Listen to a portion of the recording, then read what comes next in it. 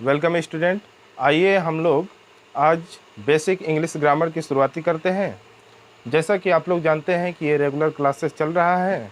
आज की अगर बारे में बात करेंगे तो आज 7वां ही पार्ट होगा। अब यहाँ हम लोग बात करेंगे, जैसा कि आप लोग जानते हैं, सब्जेक्ट, ऑब्जेक्ट, वर्ब और कम्प्लीमेंट के बारे में हम लोग अच्छी तरह से समझ चुके थे। लेकिन यदि फिर से बात किया जाए तो जैसा कि आप लोगों को कल समझा दिया गया था, कल की क्लासों में आप लोग को समझा दिया गया था कि लेटर क्या होता है और वर्ड क्या होता है। लेकिन आज हम लोग समझने जा रहे हैं कि क्लाउज। जैसे कि क्लाउज स्टार्ट करने से पहले आप लोग को हम समझा देना चाहते हैं कि जो अल्फ़ाबेट वर्णमाला था उसमें से जो ए से लेकर जेड तक जो बीच में जितने 26 लेटर हैं, तो जो 26 लेटर हैं इन्हीं को क्या कहता है, इसी को ग्रुप एक होता है जो ग्रुप में शामिल होते हैं 26 लेटर, और इन्हीं 26 लेटर को हम लोग क्या कहते हैं, अल्फ़ाबेट। यदि हम फिर से बात करेंगे तो जैसा कि आप लोग जानते हैं कि 26 लेटर इंग्लिश में होते हैं, 52 लेटर्स जो होते हैं हिंदी में होते हैं। जैसा कि आप लोग को ये भी बता दिया गया था कि हिंदी जो होता है कंप्लीट वर्ड होता है और इंग्लिश जो होती है हाफ वर्ड होती है। इस पर हम लोग चर्चा कर चुके थे। ये भी बता दिया गया था कि it is the smallest unit of alphabet. जो लेटर हुआ करता है वो अल्फ़ाबेट का एक छोटा इकाई होता है। लेकिन फिर हम लोग, जैसा कि आप लोग समझ चुके थे अच्छी तरह से कि वर्ड के बारे में, तो कई अक्षरों को मिलाकर एक वर्ड का निर्माण होता है। वैसे वर्ड, वैसे लेटरों का ग्रुप होना चाहिए जिसका मीनिंग या अर्थ क्या हो, कंप्लीट वर्ड से निकलना चाहिए। यदि हम लोग बात करेंगे तो I will arrange group of letter in which will be make a complete sense is a called word. आज हम लोग बात करने जा रहे हैं क्लाउज। यदि हम बात करेंगे clause,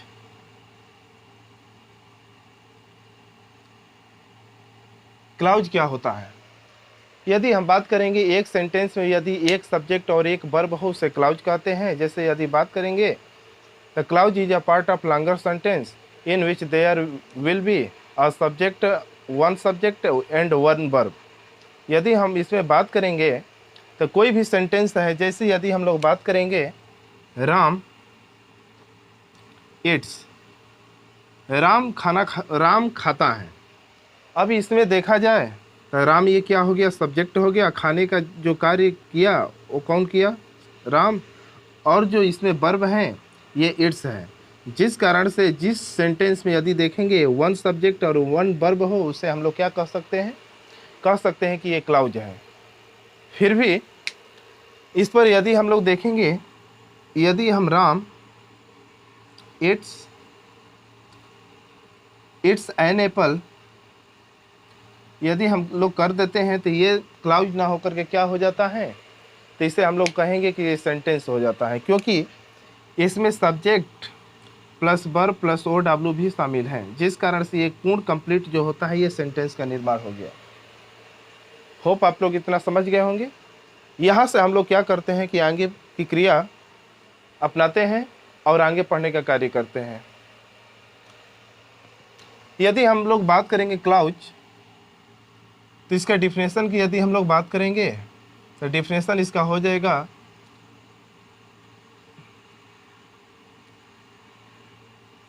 clause is a part of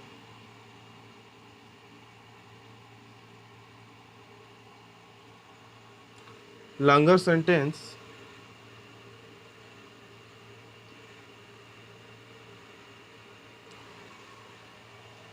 clause is a part of longer sentence in which there will be one subject and one verb।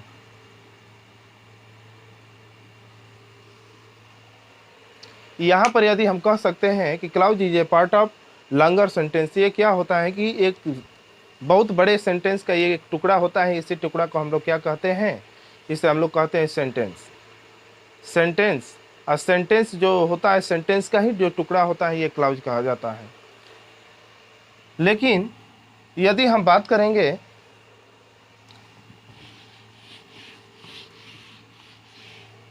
Example की, तो एग्जाम्पल यहाँ पर देखेंगे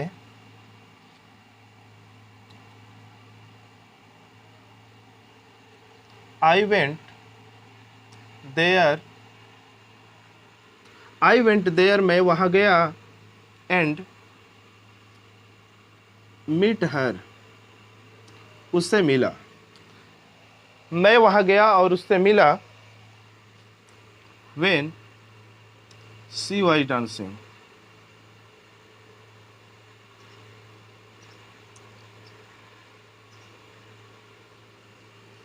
यदि हम लोग बात करेंगे, ये हमारा क्या है, एक बड़ा सेंटेंस है। इसी का जो यदि हम लोग पार्ट देखेंगे तो ये क्या होता है, अनेक पार्टों में इसे डिवाइड कर सकते हैं। अब जैसे कि आई वेंट देयर, मैं वहाँ गया, और मीट हर, उससे मिला, व्हेन, जब शी वाज डांसिंग, वह नाच रहे थे। अब यहाँ देखेंगे क्लाउज के पार्ट। तो यदि हम लोग क्लाउज के पार्ट देखेंगे,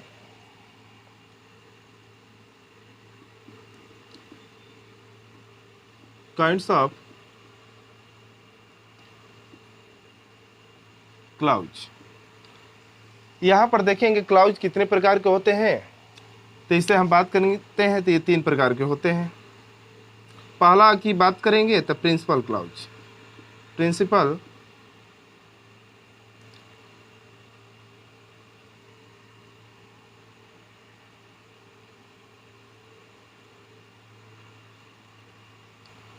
अगर सेकेंड की यदि हम लोग बात करेंगे तो कोऑर्डिनेट क्लाउज, को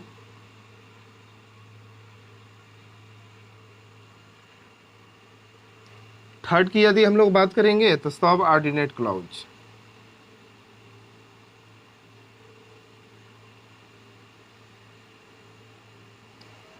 यही जो 3 पार्ट हैं, इसी को हम लोग क्या कहते हैं, क्लाउज के पार्ट, क्लाउज के पार्ट। तो यहाँ पर बात करते हैं, जैसे कि यहाँ पर लिए हैं हम एग्जाम्पल कि आई वेंट देयर, ये जो हमारा क्लाउज का जो पार्ट हुआ, इसमें इसे हम कह सकते हैं कि ये प्रिंसिपल क्लाउज है, प्रिंसिपल क्लाउज है। यदि हम बात करेंगे कोई भी सेंटेंस, ये अदर सेंटेंस को एंड, और, but, nor, as well as से, etc, ऐसे वर्ड से हम लोग ऐड करते हैं, तो इसे हम बोलेंगे, इसे हम कह सकते हैं कि ये कोऑर्डिनेट क्लाउज है। जैसे कि बात करते हैं, एंड से ऐड किया गया है मीट हर को, मीट हर, तो मीट हर, तो जो मीट हर हो गया, यहाँ पर क्या हो गया, तो कोऑर्डिनेट क्लाउज हो गया। फिर यदि बात करेंगे कोई भी सेंटेंस को when, where, why, what, etc, ऐसे वर्ड से अदर सेंटेंस को क्या करते हैं कि ऐड करते हैं, तो इसे हम लोग बोलेंगे कि सब ऑर्डिनेट क्लाउज हैं। तो यहाँ पर ऐड किया गया है शी वाज डांसिंग, तो इसे हम लोग कह सकते हैं कि ये जो सेंटेंस है हमारा, ये कोऑर्डिनेट है, कोऑर्डिनेट है, कोऑर्डिनेट क्लाउज। ऐसे हम लोग कह सकते हैं कि सब ऑर्डिनेट क्लाउज है, सब ऑर्डिनेट क्लाउज है। होप आप लोग इतना समझ गए होंगे।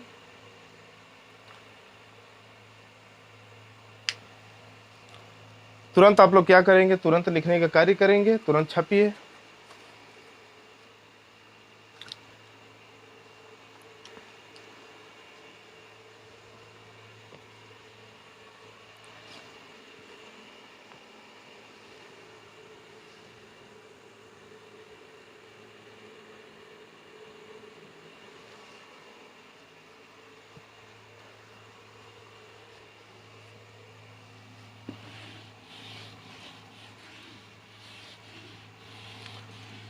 अब यदि हम लोग बात करते हैं कि सेंटेंस जो होता है, क्लाउज के आधार पर सेंटेंस को कितने भागों में बांट सकते हैं, तो हम लोग 4 पार्टों में बांट सकते हैं। यहाँ पर हम लोग लिख लेंगे चारों को।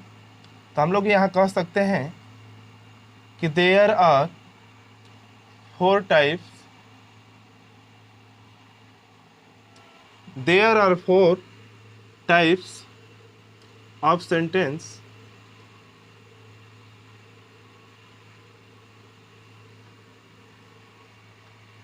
the basis on clouds। यदि हम लोग बात करते हैं, सेंटेंस को चार पार्टों में बांट सकते हैं, चार भागों में बांट सकते हैं। किसके आधार पर? तो क्लाउज के आधार पर, क्लाउज के आधार पर। तो हम लोग कह सकते हैं कि जो चार हैं वो कौन कौन से हैं। तो एक की बात करेंगे सिंपल सेंटेंस, दूसरा कंपाउंड सेंटेंस, तीसरा कॉम्प्लेक्स, और चौथा जो होता है मिक्स होता है। तो हम लोग बात करते हैं वो चार कौन कौन से हैं। तो दूसरा जो है सिंपल सेंटेंस, सिंपल सेंटेंस। यदि सेकंड की यदि बात करेंगे तो उसे बोलते हैं कंपाउंड, कंपाउंड सेंटेंस। लेकिन यदि थर्ड की बात करेंगे तो ये हो जाएगा कॉम्प्लेक्स, कॉम्प्लेक्स सेंटेंस। फोर्थ की यदि बात किया जाए तो mix sentence.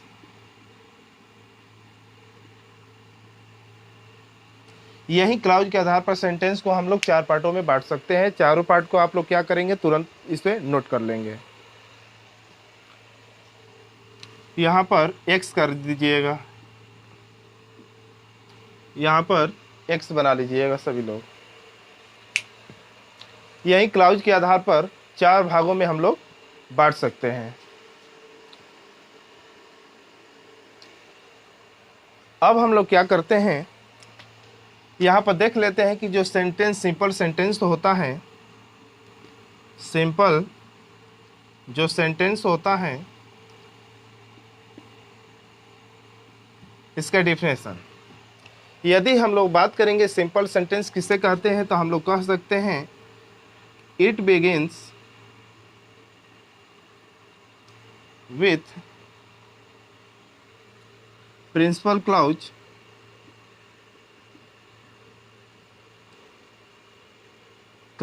is called simple sentence, simple sentence। यदि हम लोग बात करेंगे सिंपल सेंटेंस किसे कहते हैं, तो it begins with the principal clause, principal clause is called simple sentence. यदि हम लोग यहाँ बात करेंगे एग्जाम्पल की, तो यदि हम लोग एग्जाम्पल की यदि हम बात करेंगे तो हमारा जो वाक्य में था कि आई वेंट देयर, मैं वहाँ गया, मैं वहाँ गया। राम रीड्स, राम पढ़ता है। यदि हम दो ऐसे सेंटेंस को ले लिए, ये सेंटेंस ना कहकर इससे क्लाउज कहा जाए तो और अच्छा होगा। ये क्लाउज हो गया। क्यों क्लाउज कह सकते हैं? क्योंकि एक ही सब्जेक्ट और एक ही वर्ब है। फिर बात करेंगे कंपाउंड सेंटेंस की। यदि हम कंपाउंड सेंटेंस की यदि हम लोग बात करेंगे तो इसे हम लोग कह सकते हैं कि it begins with principal clause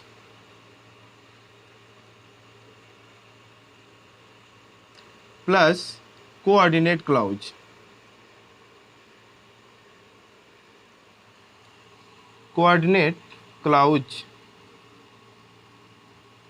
is called compound sentence।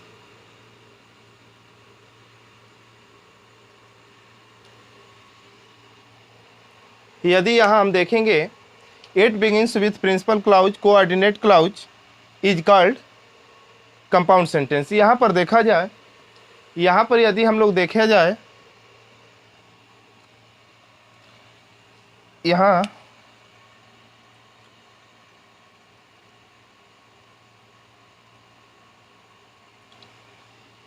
यदि हम लोग कह सकते हैं कि कोई भी सेंटेंस या वाक्य में यदि हम लोग देखेंगे तो जिसमें प्रिंसिपल क्लाउज और कोऑर्डिनेट क्लाउज दोनों प्रेजेंट रूप से मौजूदगी हो, उसे कहेंगे, उस सेंटेंस को हम लोग कह सकते हैं कि ये कंपाउंड सेंटेंस है। जैसे यदि हम बात करेंगे एग्जाम्पल में, आई वेंट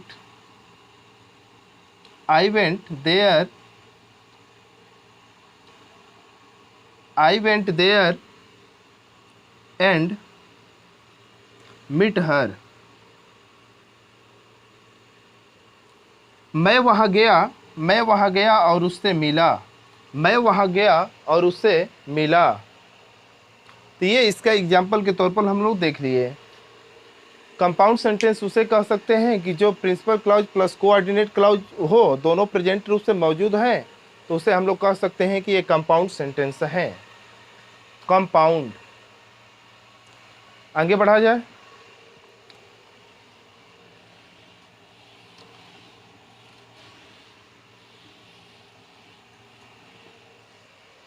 लेकिन पुनः हम लोग थर्ड पार्ट पढ़ लेते हैं, जिसे हम लोग बोल सकते हैं complex sentence. Complex sentence.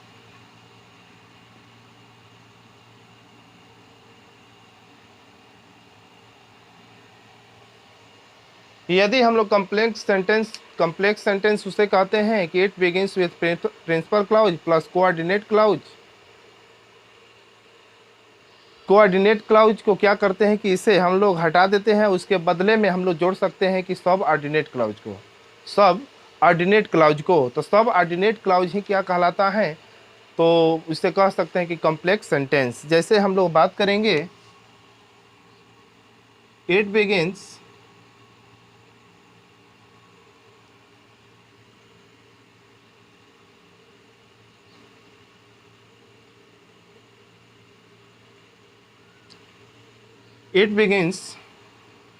with principal clause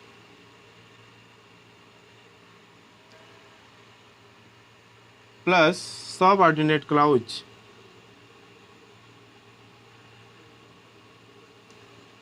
Net clause is called complex sentence। Complex sentence।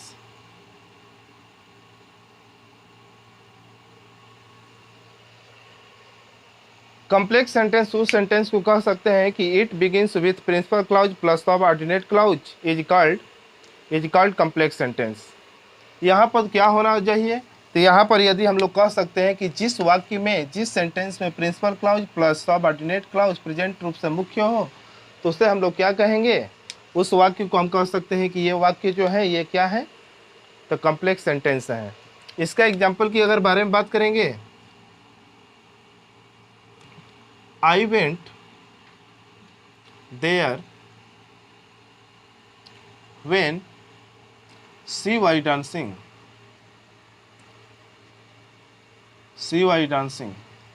मैं वहाँ गया जब वह नाच रही थी। मैं वहाँ गया जब वह नाच रही थी।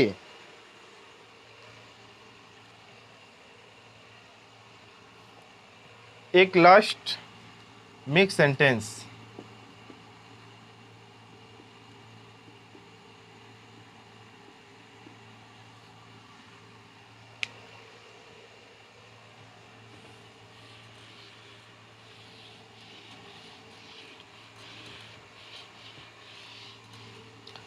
यदि हम बात करेंगे मिक्स सेंटेंस, जिसे हम लोग कह सकते हैं it begins with principal clause plus coordinate clause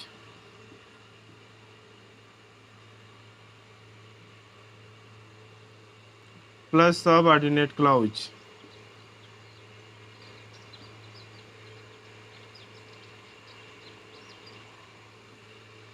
हम लोग इसे कह सकते हैं कि जो वाक्य है, तीनों में क्या होना चाहिए, क्लाउज का पार्ट प्रेजेंट रूप से उसमें शामिल होना चाहिए। इस वाक्य को हम लोग कह सकते हैं कि ये मिक्स सेंटेंस हैं। जैसे कि आप लोग जानते हैं, इसका एग्जांपल पहले से बता दिया गया है कि I went there and meet her when she was dancing.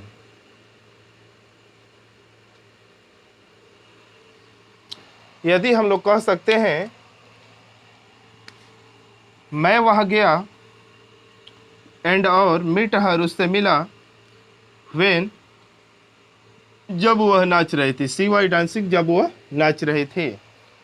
तो होप आप लोग ये चारों फॉर्म समझ गए होंगे। ये किसके आधार पर था, हम लोग कह सकते हैं कि ये क्लाउज के आधार पर सेंटेंस को कितने पार्टों में बांट सकते हैं, तो 4। फर्स्ट की यदि बात करेंगे प्रिंसिपल क्लाउज, सेकेंड की यदि बात करेंगे कंपाउंड, और थर्ड की बात करेंगे कम्प्लेक्स, और फोर्थ की बात करेंगे मिक्स। लेकिन ऐसे अगर क्लाउज के पार्ट की बात करेंगे तो 3 ही होते हैं, प्रिंसिपल क्लाउज, कोऑर्डिनेट क्लाउज और सब ऑर्डिनेट क्लाउज। होप आप लोग समझ गए होंगे। इतना आगे बढ़ते हैं। फटाफट आप लोग क्या करेंगे, तुरंत इसे नोट्स कर लेंगे।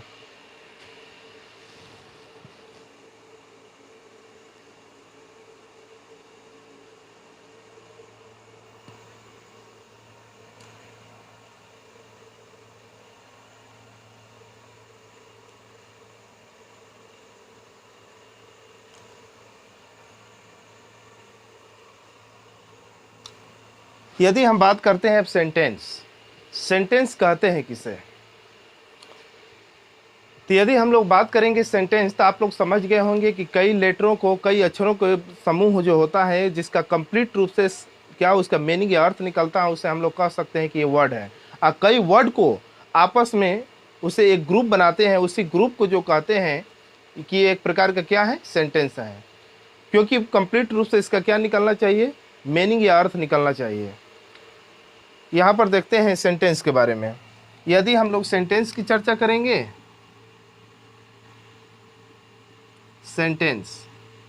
सेंटेंस की यदि स्ट्रक्चर की यदि बारे में बात करेंगे, तो स्ट्रक्चर इसका होता है subject plus verb plus OW। लेकिन यहाँ पर हमने सब्जेक्ट के बारे में पूर्ण रूप से अध्ययन कर चुका, वर्ब भी हो गया, OW अदर वर्ड जो है इसमें ऑब्जेक्ट और कंप्लीमेंट शामिल होते हैं। कंप्लीमेंट, ये दोनों को हम लोग क्या कर चुके हैं, अध्ययन कर चुके हैं।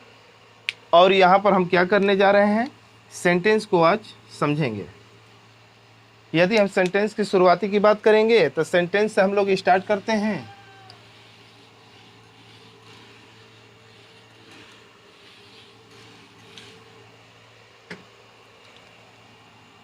सेंटेंस की अगर डिफिनेशन की यदि हम लोग बात करेंगे, से हिंदी में हम लोग कह सकते हैं कि वाक्य।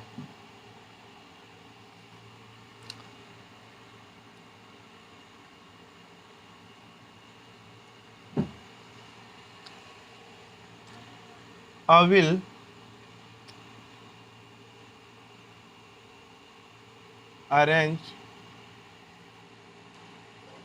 will arrange group of words.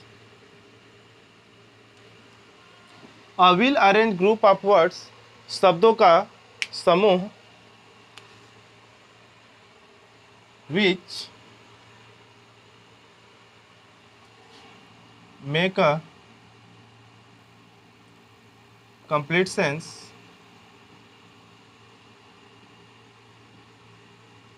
is called sentence.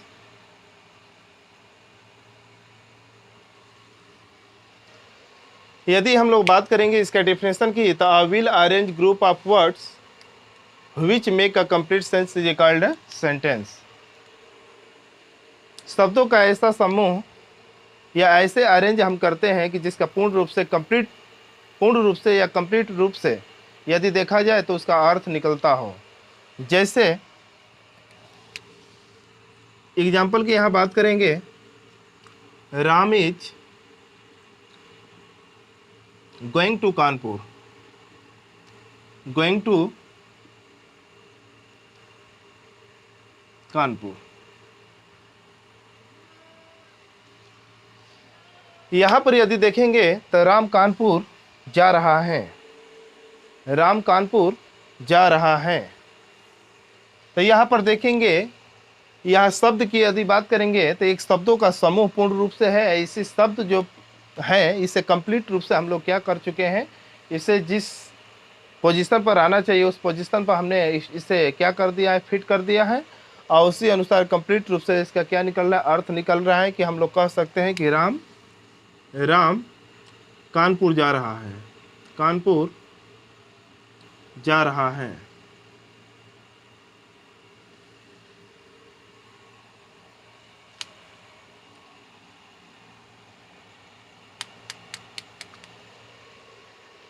Hope आप लोग इतना समझ गए होंगे।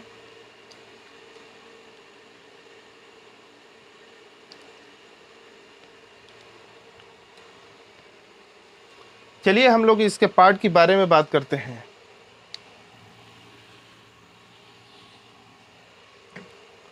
यहां पर हम लोग देखते हैं काइंड्स ऑफ सेंटेंस या वाक्य के प्रकार।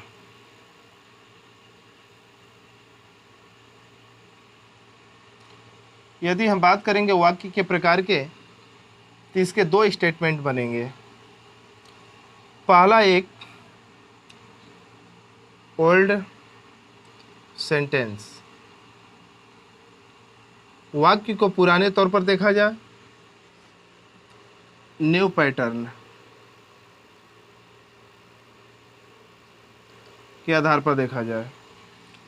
यदि हम बात करते हैं ओल्ड सेंटेंस के बारे में, तो इसमें 5 प्रकार के होते हैं, जैसा कि आप लोग जानते हैं, जिसका फर्स्ट को बोलते हैं assertive sentence.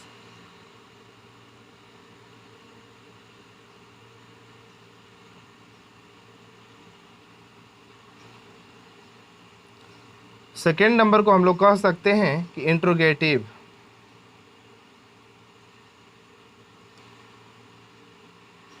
Sentence.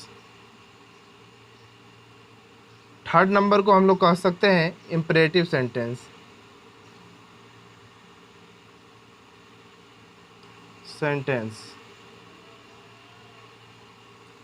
Fourth number को हम लोग कह सकते हैं कि ऑप्टेटिव सेंटेंस।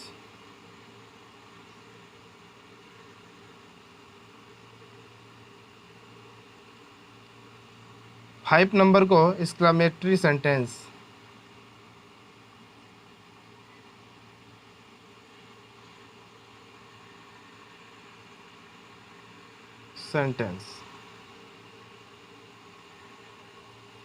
तो हम लोग यदि सेंटेंस की अगर बारे में बात करेंगे,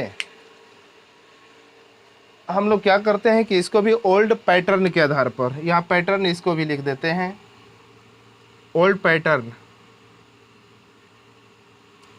ओल्ड पैटर्न के आधार पर 5 होते हैं और न्यू पैटर्न के आधार पर सेंटेंस जो होते हैं 4 प्रकार के होते हैं। 4 प्रकार के होते हैं। यदि 4 के नाम की अगर बारे में बात करेंगे, तो फर्स्ट इसमें देखा जाए तो स्टेटमेंट कहते हैं। स्टेटमेंट। सेकंड की यदि हम लोग बात करेंगे तो इससे सेकंड को कमांड कहा जाता है, कमांड। थर्ड की यदि बात करेंगे क्वेश्चन, और फोर्थ की यदि हम बात करेंगे तो एक्सक्लेमेशन। यही जो है 4th पार्ट है, ये न्यू पैटर्न के आधार पर सेंटेंस को हम लोग इसे डिवाइड कर सकते हैं, और ये ओल्ड पैटर्न के आधार पर हम लोग क्या कर सकते हैं, सेंटेंस को डिवाइड कर सकते हैं। तो यहाँ पर यदि हम लोग देखेंगे असर्टिव सेंटेंस में, तो असर्टिव सेंटेंस को भी हम 2 पार्ट में डिवाइड कर सकते हैं। पहला कि आप लोग जानते हैं simple sentence,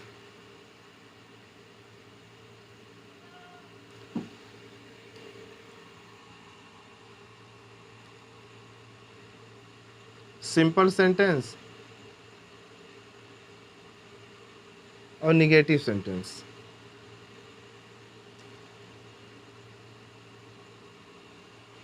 negative sentence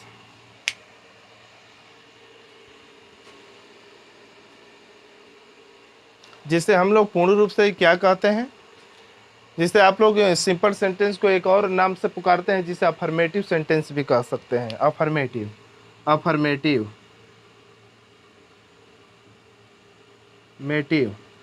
sentence. Affirmative, negative, affirmative, negative या सिंपल सेंटेंस। होप आप लोग इतना समझ गए होंगे।